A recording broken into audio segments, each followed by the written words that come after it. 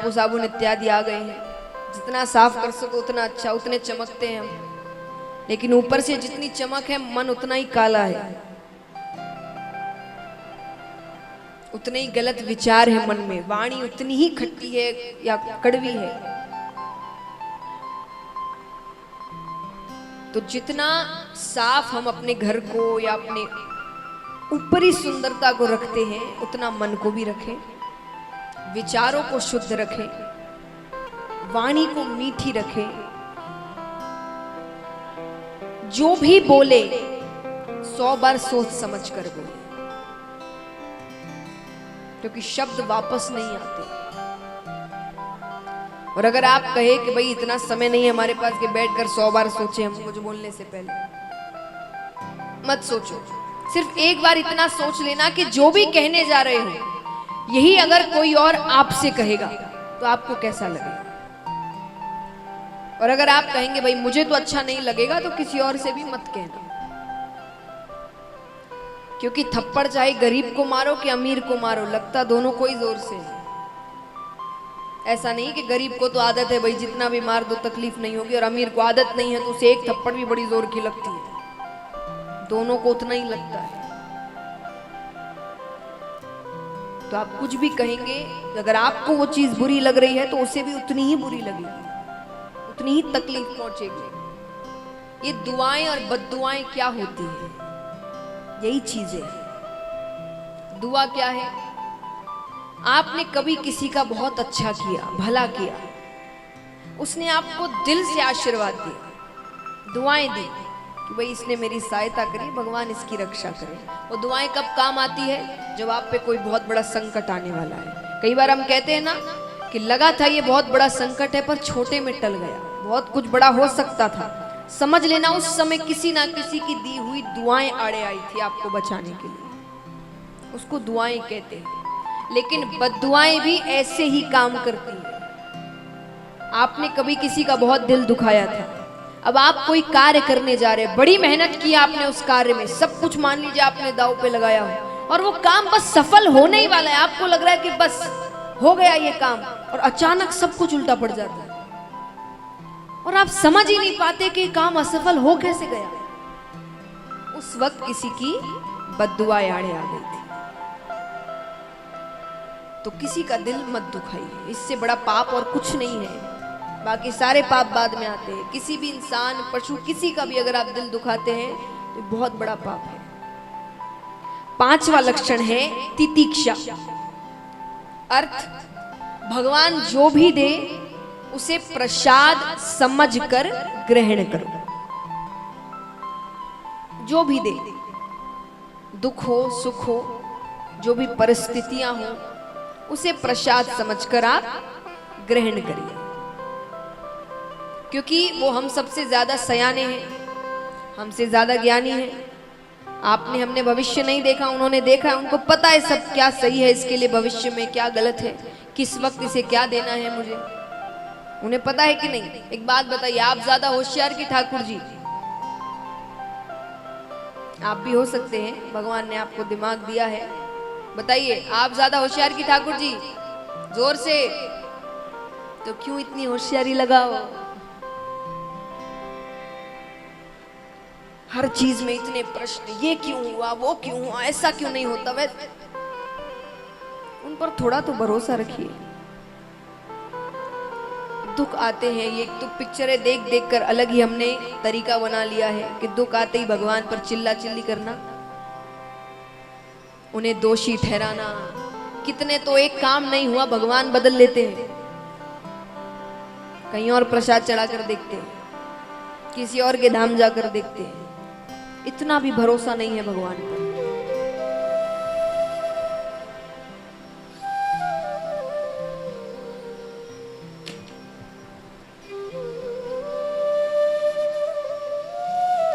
एक बहुत अच्छी कहानी सुनाती हूं मैं आपको। अगर आपने सच में ये कहानी समझ ली या इसकी सीख को समझ के अपने जीवन में उतार लिया, तो अगली बार अगर आपके जीवन में दुख कभी आएंगे भी तो आप उसका सामना बड़े अच्छे से कर पाएंगे, अगर आपने इस कहानी को ठीक से समझा तो। भगवान जब दुख देते हैं तो क्यों उन पे क्रोधित नहीं होना चाहिए और क्यों उनका धन्यवाद करना चाहिए हमें। एक बार एक माता अपने घर के दरवाजे पर खड़ी है, उसके घर के सामने बहुत सारे बच्चे खेल रहे हैं, मोहल्ले के बच्चे हैं, सब खेलते हैं, शाम का समय हो स्कूल से वापस आते तो बहुत से बच्चे खेल रहे हैं, उसमें उसका भी बच्चा खेल रहा है, इसलिए वो खड़ी है, देख रही है कि बच्चे क्या कर रहे हैं। सब बहुत प्यारे लग रहे हैं सारे बच्चे। तो उन बच्चों को देखकर उनके मन में बड़ा प्रेम आया, उनके मन में आया कि मैं सारे बच्चों को थोड़ी थोड़ी चॉकलेट्स दूं। तो क्या वो दे सकती है? बताइए, यहाँ भी माताएं बैठी है कितनी, कोई बच्चा आपको प्यारा लगता है, आपके मन में आया उसको चॉकलेट दूं, आप दे सकते हैं, है ना? हाँ, तो माँ को भी मन में आया कि सबको चॉकलेट बांटूं, चॉकलेट हो, मिठाइयाँ हो, जो भी हो, तो उसने सबको चॉकलेट्स दी, सब बड़े खुश हो गए। अब वो माता अपने घर के कार्यों में लग गई, बच्चे खेल रहे, थोड़ी देर बाद फिर वो एक बार देखने आती है कि क्या कर रहे हैं, तो आकर देखा बच्चे बड़ी शैतानी कर रहे हैं। और शैतानी मतलब ऐसे नहीं कि बच्चों वाली शैतानी, उसे क्रोध आ रहा है देखकर कि कैसी हरकतें कर रहे हैं बच्चे, और उसे इतना क्रोध आया कि उसके मन में आया कि सभी बच्चों को खींच कर एक चाटा मारो। वो मार सकती है, किसको मार सकती है? सिर्फ अपने बच्चे को। तो संत कहते हैं चॉकलेट यानी सुख भगवान सबको देते हैं, लेकिन थप्पड़ यानी दुख भगवान सिर्फ अपने बच्चे को मारते हैं। क्योंकि दुख का मतलब क्या है? अगर आपके माता पिता आपको थप्पड़ मारते भी है तो ऐसा थोड़ी कि भाई बैठे बैठे बोर हो रहे हैं चलो थप्पड़ मारते हैं, आपने कुछ गलती की है तभी मारा है ना। तो दुख आए हैं इसका मतलब ये थोड़ी कि भगवान बोर हो रहे हैं चलो किसी ना किसी को दुख देकर देखते हैं। आपने कुछ गलती की है, उसका परिणाम भगवान आपको दे रहे हैं कि सुधर जाओ, तुमने गलती की थी, इससे सीखो और आगे जाकर ये गलती मत दोहराना। तो अगली बार दुख आए तो भगवान को धन्यवाद करना कि आपने हमें अपना बच्चा समझ के हमें अपनी गलती समझने का मौका दिया। तो सोचना कुछ कि क्या ऐसी गलती की थी कि मुझे ऐसा परिणाम मिल रहा है। तो पांचवा लक्षण है तितिक्षा यानी भगवान पर भरोसा, कि वो जो दे उसको प्रसाद समझकर ग्रहण करो, कि उन्होंने जो किया है सही किया है, वो सोच समझकर करते हैं हर चीज। अब स्त्रियों के लक्षण के बारे में भी बताया गया है कि स्त्रियों के क्या लक्षण हैं, खास करके उनके लिए जिन्होंने गृहस्थ जीवन ले लिया है या शादी कर ली है। तो कहा जाता है कि आप घर को साफ सुथरा रखें, जो पवित्रता में भी बताया गया कि जितना साफ सुथरा होगा घर उतने घर में लक्ष्मी आती है, गंदगी होगी तो दरिद्रता आएगी। फिर कहा गया कि आप हर वक्त मुस्कुराते हुए रहें, बहुत मुश्किल है, और जिनके घर में छोटे बच्चे तो और ज्यादा मुश्किल है। पर आपकी मुस्कुराहट के पीछे भी कहा गया है कि आप, क्योंकि देखिए बहुओं को, पत्नियों को क्या कहा जाता है, घर की कौन है? लक्ष्मी। तो ये ज्यादा, जितनी ज्यादा खुश होंगी लक्ष्मी उतनी आती है, ये जितने चिंता में गुस्से में रहेंगी उतनी दरिद्रता आएगी। तो देखिए अभी आपके ऊपर भी है, आपको घर में लक्ष्मी चाहिए तो इनको खुश रखो। क्योंकि देखिए हम सोचते हैं कि हम बाहर जाकर काम कर तो हम एक काम करने वाले हैं, आपको तो फिर भी संडे के दिन छुट्टी मिल जाती है, पर जो घर में पत्नियां रहती हैं उनको संडे के दिन ओवर टाइम करना पड़ता है, लोग ज्यादा बढ़ जाते हैं घर में। तो कभी ये ना सोचे कि हम अकेले काम करने वाले, हम काम करके आए हैं तो हम घर आए तो हमारा मूड अच्छा रखो, अच्छे से बात करो। तो आपको क्या पता उनको घर में कितनी चिंताएं हैं, कभी हो सकता है उनका भी मूड खराब हो। तो दोनों को समझने की जरूरत है। लेकिन ये बात मैं नहीं कह रही हूँ, आप सोचे कि महिला है तो महिलाओं का साथ ले रहे हैं, सच्ची बात कही गई है, धर्म के लक्षण है। वो जितनी खुश रहेंगे उस घर में उतनी लक्ष्मी आएगी, मुस्कुराते हुए रहे जितना हो सके। तो महाराज और कहा गया पतिव्रता धर्म का पालन करे। पतिव्रता एक धर्म है, उसके कुछ नियम हैं, उन नियमों का पालन करे। अब देखिए आजकल अलग अलग व्रत आ गए हैं, दो दो व्रत आने लगे हैं। तो एक पतिव्रता हुआ और आजकल पत्नी व्रता ज्यादा चल रहा है। उसके बारे में भागवत जी में कुछ बताया नहीं गया अभी तक। तो पतिव्रता धर्म का पालन करें। फिर कहा गया,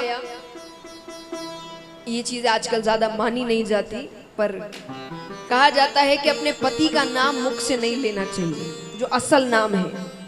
कहते हैं उससे उसकी आयु घटती है।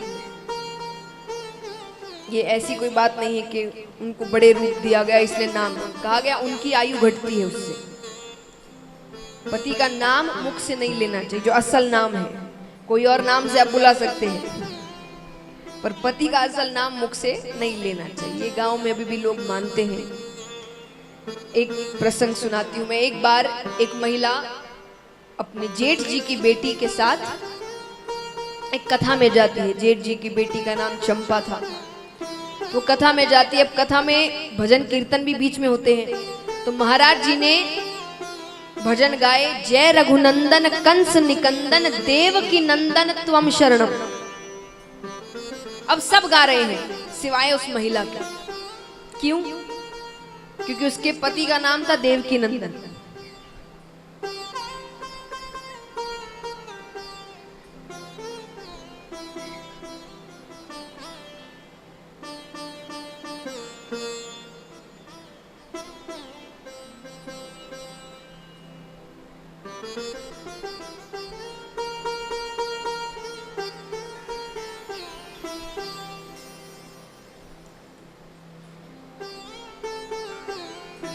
तो महाराज, उसके पति का नाम था देवकी नंदन। अब वो भजन गा नहीं रही। अब अचानक देखते देखते महाराज जी की भी नजर उन पर पड़ती है। तो महाराज जी को बड़ा अजीब लग रहा है कि पंडाल में बैठे हर व्यक्ति ने भजन गाया है सिवाय उस महिला का। तो महाराज जी ने गाते गाते उस महिला की तरफ इशारा किया, आप भी गाएं। महिला को लगा तो महाराज जी ने भी मुझे देख लिया। तो फिर वो चंपा की तरफ देखती है और गाती है, जय रघुनंदन कंस निकंदन चंपा के चाचा त्वम शरण।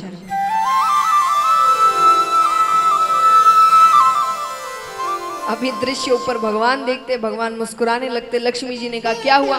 बोले, अरे मेरे भक्तों ने मुझे कई नाम दिए हैं, पर आज एक नया नाम मिल गया। बोले, कौन सा नाम? बोले, चंपा के चाचा।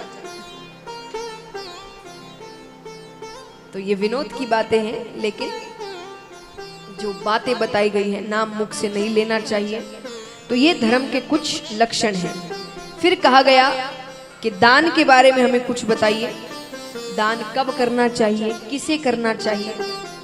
सुखदेव जी कहते हैं, ऐसे दान आप जब भी करो आपको बहुत फल प्राप्त होता है, लेकिन कुछ विशेष दिन हैं, अगर आप दान करते हैं तो आपको बहुत ज्यादा विशेष फल प्राप्त होता है। जैसे 2 आयन होते हैं, उत्तरायण दक्षिणायन। आप उस समय अगर दान करते हैं आपको बहुत फल प्राप्त होगा।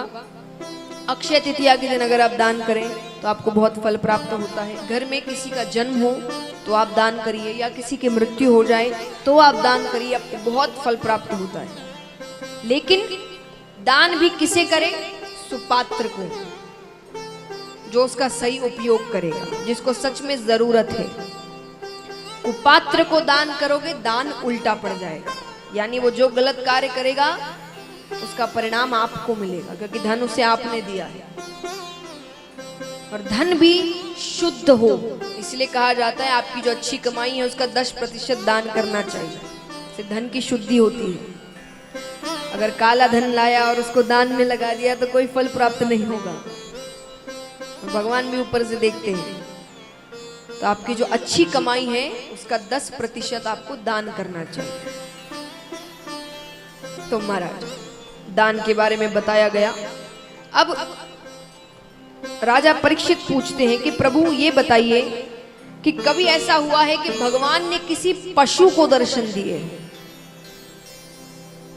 हाँ, हुआ है। कैसे?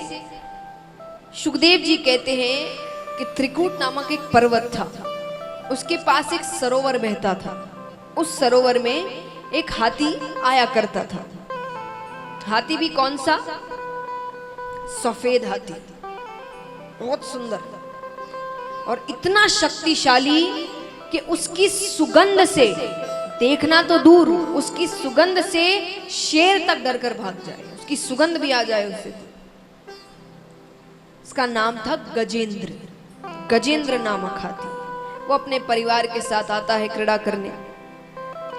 अब कभी सूंड में पानी भरकर वो बच्चों पर फेंके, बच्चे खुश हो जाएं।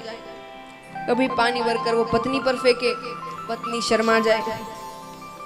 क्रीड़ाएं कर रहे हैं वो अपनी। अब उसी पानी में एक ग्राह आता है। ग्राह यानी मगरमच्छ। वो आकर गजेंद्र के पैरों को पकड़ता है। अब गजेंद्र सोचे ये इतना सा ग्राह मेरा क्या बिगाड़ लेगा। देखिए, जैसा मैंने कहा हर कहानी में एक सीख है। इस कहानी में क्या सीख है? ग्राह यानी वो जो मगरमच्छ था वो कौन है, किसका रूप है? काल का, यानी मृत्यु। और गजेंद्र कौन है? हम सब। काल जब आता है ना, सबसे पहले पैरों को ही पकड़ता है। कहते ना आज पैरों में दर्द रहने लग गया है, सीढ़ियां नहीं चढ़ी जाती, घुटने दुखते हैं, मतलब काल ने पैरों को पकड़ लिया है, अब सुधर जाओ। पर हम कौन है? गजेंद्र। हमने क्या कहा? ये इतना सा ग्राह मेरा क्या बिगाड़ लेगा। हम ध्यान नहीं देते उस पर। ध्यान नहीं देने का अर्थ क्या होता है कि हम अभी भी फिर संसार में लगे पड़े रहते हैं। काल आने वाला है फिर भी कोई ध्यान नहीं, हम संसार में लगे हैं।